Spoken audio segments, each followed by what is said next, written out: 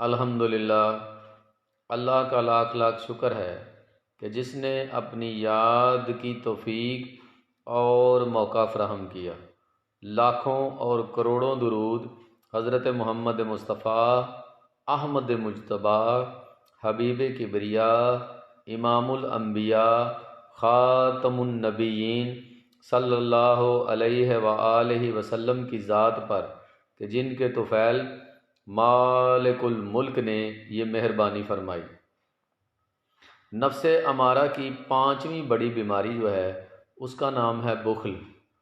بخل یعنی کہ کنجوسی۔ اس بیماری میں مبتلا شخص جو ہے وہ اپنی ہر نعمت کو خرچ کرنے میں بخل کرتا ہے، کنجوسی کرتا ہے۔ مثال کے طور پر اگر کسی شخص کے پاس بہت زیادہ مال ہے اور وہ اس بیماری میں مبتلا ہے، بخل کی بیماری میں، کنجوسی کی بیماری اسے لگ گئی ہے، تو وہ پھر اس کو خرچ نہیں کرتا بلکہ اسے گن گن کے رکھتا ہے۔ اس کے علاوہ اس کی دوسری علامت یہ ہے کہ کنجوسی میں مبتلا شخص جو ہے وہ حاسد بھی ہوتا ہے۔ وہ دوسروں سے حسد کرتا ہے، دوسروں کے پاس کوئی نعمت دیکھ لیتا ہے تو اس کا دل کرتا ہے کہ وہ نعمت دوسرے سے چھن جائے، اور وہ یہ خیال کرتا ہے کہ یہ سب کچھ ہمیشہ میرے پاس رہے۔ وہ اسے گن گن کے رکھے گا، سنبھال سنبھال کے رکھے گا، خرچ نہیں کرے گا، اور کوشش کرے گا کہ دوسرے جو ہیں ان کے پاس کوئی نعمت نہ ہو اور تمام نعمتیں جو ہیں میرے پاس ہوں اور دوسرے میرے محتاج ہوں۔ بعض اوقات تو یہ بخیل جو ہے وہ حسد سے آگے جو سٹیج ہے کینہ، وہاں تک چلا جاتا ہے۔ دوسرے کی نعمت کو دیکھ کر اس سے کینہ یعنی دشمنی تک جو ہے وہ کر بیٹھتا ہے۔ تو یہ بہت خطرناک بیماری ہے، اس سے اللہ پاک سب کو محفوظ رکھے۔ اور یہ نفس امارہ کی پانچویں بڑی بیماری ہے، اور اتنی خطرناک بیماری ہے کہ اس کا علاج بھی اتنی جلدی ممکن نہیں۔ اس کے لیے کیا کرنا پڑتا ہے؟ سب سے پہلے تو وہ شخص تسلیم ہی نہیں نہ کرتا کہ میں جو ہے بخل جیسی بیماری میں مبتلا ہوں، اور اس کے دنیاوی نقصانات بھی ہیں، آخرت میں بھی ظاہری بات ہے نقصان ہی ہیں۔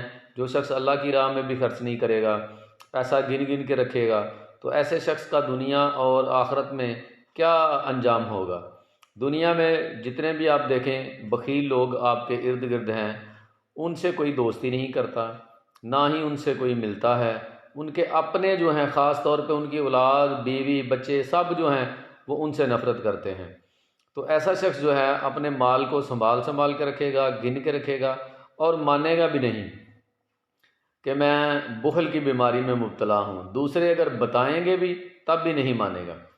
اب جہاں تک بات ہے اس کے علاج کی، تو اس کا مجاہدہ جو ہے وہ بڑا بخیل شخص کے لیے جو ہے وہ دل پر پتھر رکھ کے کرنے کے مترادف ہے، کیونکہ بخل کا مجاہدہ، اس کی ریاضت جو ہے وہ ہے سخاوت، یعنی اب اس کی طبیعت کے الٹ کام چلنا ہے۔ بخیل کی طبیعت ہے مال کو گن گن کے اور سنبھال کے رکھنا اور اس کو خرچ نہ کرنا، جبکہ اس کا مجاہدہ اور اس کی ریاضت جو ہے وہ سخاوت ہے۔ تو سخی جو ہے وہ اپنی ساری نعمت جو اس کے پاس ہوتی ہے وہ دوسروں میں بانٹتا ہے۔ اس لیے یہ مشکل کام ہے کہ بخیل کی فطرت ہے مال کو بچانا، کنجوسی کرنا، اور جو شخص بخل کا علاج کرنا چاہتا ہے اس کا علاج ہے سخاوت، تو تھوڑا مشکل کام ہوگا۔ لیکن جو لوگ راہ طریقت میں چلتے ہیں اور پھر راہ سلوک کی منازل کو طے کرنا چاہتے ہیں، تو ان کے لیے پھر یہ دنیا کا مال جو ہے اس کا گننا، اس کا رکھنا کوئی معنی نہیں رکھتا۔ اور اس صوفیہ نے بھی جو یہ طریقہ اختیار کیا ہے کہ اگر کوئی بخیل شخص ان کے پاس آ جاتا تو پھر اس کا علاج جو ہے وہ سخاوت سے کیا جاتا، کہ اس کی طبیعت میں بخل کو ختم کرنے کے لیے اسے کہا جاتا کہ تو سخاوت کر۔ اور پھر سخی جو ہے اس کے تمام دوست ہوتے ہیں، سخی جو ہے اللہ کو بھی پسند ہے، اس لیے اس بیماری کا علاج اور اس کا مجاہدہ اور اس کی ریاضت جو ہے وہ سخاوت ہے، کہ اللہ کی راہ میں مال کو دل کھول کر خرچ کرنا۔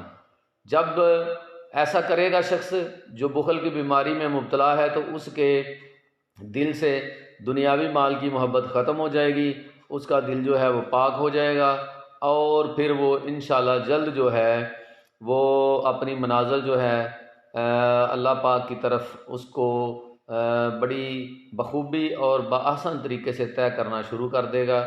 جب تک کہ وہ اپنے نفس کا غلام رہے گا، بخل میں مبتلا رہے گا، وہ صوفی اور ولی تو دور کی بات، وہ صوفی بھی نہیں بن سکتا۔ تو اس کے لیے دنیاوی مال کا لالچ جو ہے، سب سے پہلے جو اس راہ میں چلتے ہیں، راہ طریقت کے مسافر ہیں، سب سے پہلے دنیاوی مال کی محبت جو ہے اس کو دل سے نکالنا ہوگا، اور سخاوت کی جو خوبی ہے اس کو اپنانا ہوگا۔ امید ہے کہ آپ میری بات کو اچھے طریقے سے سمجھ گئے ہوں گے۔ اللہ تبارک و تعالی ہم سب پر اپنا کرم اور فضل فرمائے، اور ہمیں بخل جیسی بیماری سے بچائے، اور سخاوت جیسی خوبی جو ہے اس پر کاربند فرمائے۔ وما علینا الا البلاغ المبین۔ السلام علیکم۔